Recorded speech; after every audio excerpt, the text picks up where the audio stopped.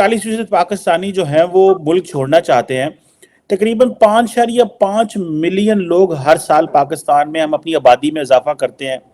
तार साहब डायरेक्शन क्या है? आप कहते हैं डायरेक्शन सोमालिया है, डायरेक्शन जो है वो अफगानिस्तान है। बरामदात जो अफगानिस्तान को हम चीज़ें बेचते हैं वो कम है उसका नंबर, और जो हम चीज़ें अफगानिस्तान से खरीदते हैं उसका नंबर ज्यादा है। पाकिस्तान में सिर्फ वो लोग हैं जो मैं दो बता देता हूँ, सिर्फ दो किस्म के लोग। एक तो जो वीजा एप्लीकेशन नहीं भर सकते, उनकी मजबूरी है कि वो वीजा लेकर नहीं जा सकते। दूसरे, अगर आप पैदल भी नहीं चल सकते तो फिर आप वो जो लोग पीछे बचते हैं वो बैठे हैं पाकिस्तान। इनके वीजे लगते हैं, वो वीजों पे भाग रहे हैं। जो पैदल चल सकते हैं, मैंने आपको बताया था, क्वेटा से निकलते हैं पैदल चल के ग्रीस और टर्की। मैं आप कहते हैं तो मैं किसी दिन वीडियो बना के पेश कर देता हूं, मैं हकायक के साथ। जो टांगों से लूले हैं, दिमाग से फारग हैं, बिल्कुल कोई एप्लीकेशन भी नहीं भर सकते, वो सिर्फ पाकिस्तान में रहना नहीं चाहते भाई। वो तो है ना, वो तो स्टक है ना, उनके पास तो कोई है ही नहीं। और टंगा तो लूले जड़े, दिमाग से फारग तो टंगा तो लूले जो है वो पाकिस्तान के अंदर जो है मजबूरन स्टक है। This is what the true story हम बता रहा हूं कि टेक्सटाइल इंडस्ट्री बंद होने लगी है। आपको ये भी बता दें कि पाकिस्तान के जो सोवराइन बॉन्ड्स हैं उनकी कीमत काफ़ी हद तक गिर चुकी है, और अगर दिसंबर तक पाकिस्तान ने अदायगी ना की तो फिर पाकिस्तान दिवालिया हो जाएगा। हर मुल्क एक्सपोर्ट करता है, कुछ ना कुछ प्रोडक्ट होती। आपकी प्रोडक्ट आप क्या एक्सपोर्ट करते रहे हैं? दहशतगर्दी, ये प्रोडक्ट है आपकी। आपके पास बैरूनी कर्जे जो है वो अदा करने के लिए पैसा नहीं है। आपको अभी अगर आप मजीद पैसा मांगेंगे आपको कोई देगा नहीं मार्केट में। कि मोदी खुद हिंदू हैं, और जिस मुल्क के वो प्राइम मिनिस्टर हैं मेजॉरिटी वहां पे हिंदू हैं, उनको वो उनकी तरक्की के लिए वो सिंसियर हैं। आप अगर पाकिस्तान को डिलीवर नहीं कर पाए तो मोदी का क्या कसूर है उसमें? आप मोदी के खिलाफ क्यों है भाई? वो अपने मुल्क के साथ तो सिंसियर है, अपने मजहब के साथ भी सिंसियर है, आप क्यों नहीं पाकिस्तान के साथ सिंसियर?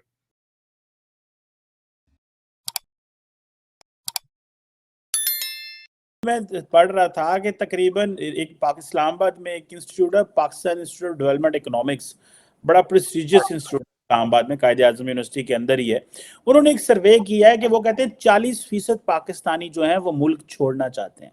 और अब वो बड़ा जिसे कहते हैं ना, उनके बड़ा एनालिटिकल किस्म का और सर्वे करते हैं वो।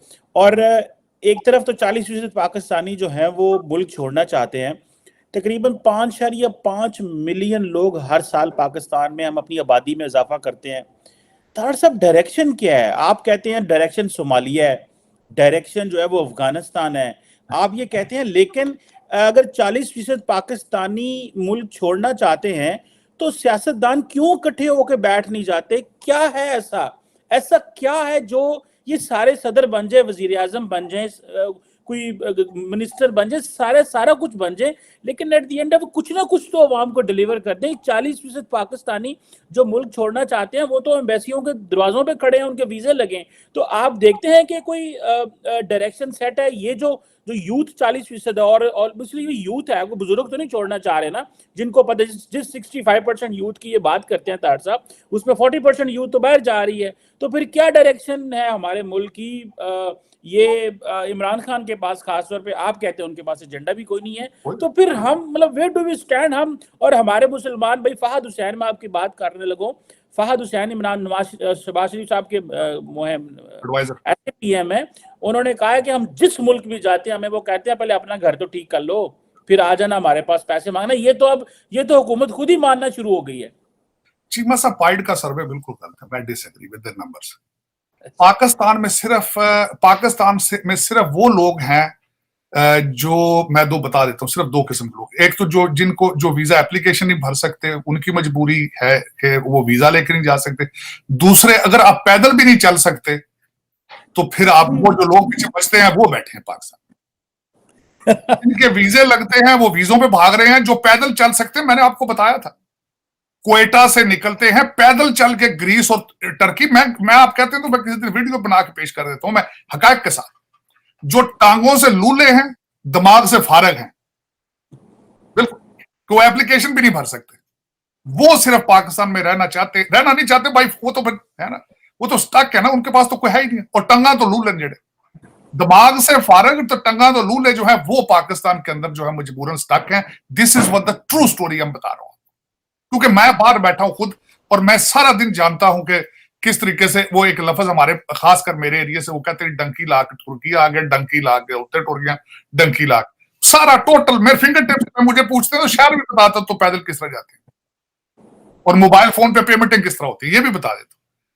चीमा साहब अफसोस की बात ये है, आपकी मैंने बड़ा इस पे सर्वे किया है। देखें हर मुल्क एक्सपोर्ट करता है, कुछ ना कुछ प्रोडक्ट होती। आपकी प्रोडक्ट आप क्या एक्सपोर्ट करते रहे हैं? दहशतगर्दी, ये प्रोडक्ट है आपकी। दूसरी चीप लेबर, ये आपकी प्रोडक्ट है। सऊदी अरेबिया आपके पास क्यों आना चाहता था मोहम्मद बिन सलमान? सिर्फ इसलिए कि सबसे ज्यादा पाकिस्तानी उनको उनके अलकाबात उनके क्या है? गरीब, मस्कीन, रफीक कहा जाता है, third class citizen, third class citizen. आपकी बच्चियां वहां काम कर रही हैं, आपके लड़के वहां काम कर रहे हैं, आप सबसे ज्यादा ये दो प्रोडक्ट आप एक्सपोर्ट कर रहे हैं, आप सिर्फ दो। पहले दहशतगर्दी करते रहे, वो दुकान बंद हो गई। उसकी वजह ये कि आपने इतनी बेची दहशतगर्दी और इतना पैसा बनाया आपने, और आपके एक अदारे के मुंह को खून लग चुका है और अभी तक वो खाम जब लेटते हैं आंखें बंद करते हैं डॉलर नजर आते हैं। अब वो डॉलर नहीं आ रहे, वो बेचारे परेशान हैं। उनके बच्चे इधर लंदन में मैकडॉनल्ड पे कई काम कर रहे हैं, कई टोरंटो में उनके बच्चे बेरोजगार फिर रहे हैं। उनकी ख्वाहिश थी कि ये दहशतगर्दी बिकती रहती तो हमारी नस्लें सेट होती रहती, दुबई में ये सेट होती रहती, लंदन में ये सेट होती, टोरंटो में। वो बंद हो गई दुकान। अब दुकान जो है वो आप ओवरसीज जाते हैं, मेरे जैसा मैं भी शामिल हूं, हम डॉलर, मैं तो खैर नहीं भेजता, मेरे जैसे मेरे भाई भेजते हैं डॉलर, वो फौरन डॉलर पलट के लंदन में टोरंटो आ जाते हैं फौरन। आपने आज तक देखे, मैं पहले सलाब ज़दगान की बात, किसी ने आज तक किसी गवर्नमेंट ने, इनकी गवर्नमेंट ने या किसी इदारे ने, अगर इंडिया क्योंकि आईटी का एक जायंट तो है ही, और इंडिया अपने आईटी सेक्टर से इतना ज़्यादा पैसे कमा लेता है कि उतना सऊदी अरब अपने ऑयल से भी नहीं कमाता। ठीक है, हमारे मुल्क में स्टेबिलिटी नहीं है। सबसे पहले अगर हमारे मुल्क में कोई लड़का या कोई बंदा इन्वेस्ट करना चाहता है ना, तो सबसे पहले वो प्रॉपर्टी में इन्वेस्ट करते हैं, वो लोग गारमेंट्स में इन्वेस्ट करते हैं, वो लोग फूड में इन्वेस्ट करते हैं।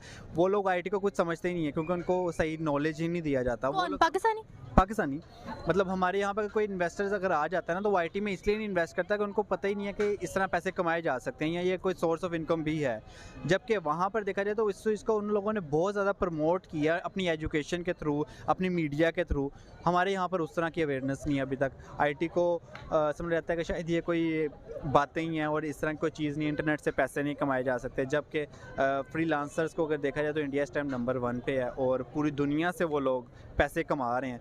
इससे भी हमारा जीडीपी लेवल बढ़ता है कि डॉलर्स आते हैं अगर आपकी कंट्री में। तो पाकिस्तान को भी चाहिए कि वो लोग इस आईटी सेक्टर में मज़ीद अपने आप को डेवलप करें।